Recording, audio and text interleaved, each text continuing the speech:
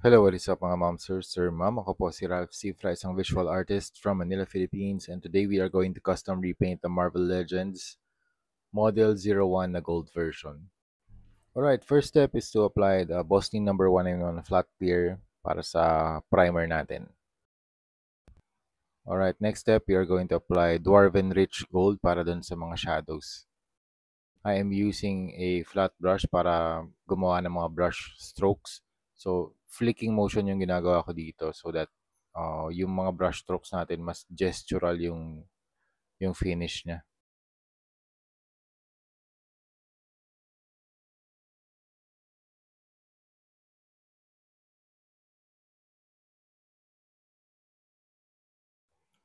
And then next step is to apply yung first layer of highlights. Kanina kasi shadows yung in-apply natin.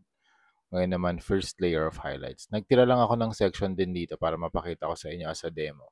So first layer, light yellow, white and yellow yung mix na to.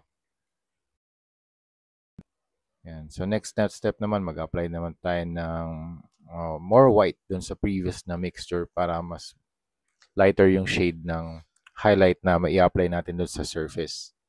So ganun lang yung technique, layers and layers of paint. And then yung next na step naman, we are going to use Hero Paints water-based acrylic primer na matte black para dun sa line art. So, kung paano ako mag-drawing ng comics sa 2D or sa paper, ina-apply ko dito sa 3D.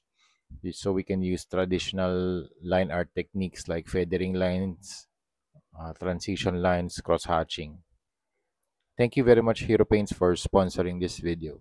If you want yung mga acrylic paints na ginagamit ko, if you want to buy that, you can go sa Lazada or Shopee.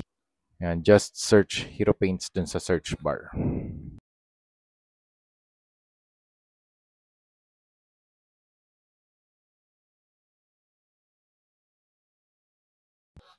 And then yung next na step, mag-apply din tayo ng Bosni number 1 in 1 flat clear for our top coat para maprotektahan yung paint na ginawa natin.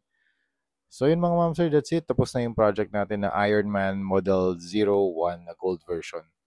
Comic book style of repaint. So thank you very much for watching and see you sa next video. Bye-bye!